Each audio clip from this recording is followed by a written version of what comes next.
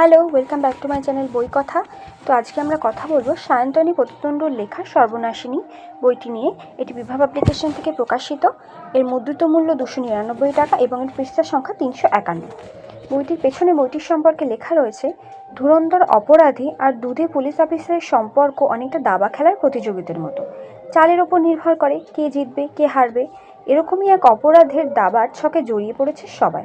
এক রহস্যময় Facebook profile, মৃত্যুর আগেই ঘটছে ডেথ ফোরকাস্ট, একমাত্র ক্লু এক অপূর্ব সুন্দরী কৃষ্ণাঙ্গীর ছবি। শহরে ইতিমধ্যে ঘটে যায় দুই ধনকুবের রহস্যময় মৃত্যু।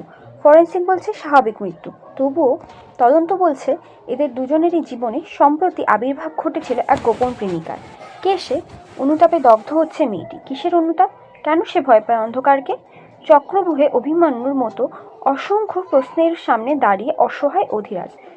অদ্ভুত এক দাবা খেলার মতো দুই দিকে দুই প্রতিদ্বন্দ্বী, অপরাধী ও অধিরাজ। শেষ পর্যন্ত কি সমাধান হবে এই হত্যা রহস্যগুলি? বোঝা যাবে কি খুনের পদ্ধতি, কেই বা খুনি, কেন খুন করছে সে, কীভাবেই বা ফরেন্সিক ও সাইবার সেলকে বিভ্রান্ত করছে সে, কি আছে এই জটিল খুনির জটিল মনের কেন্দ্রে।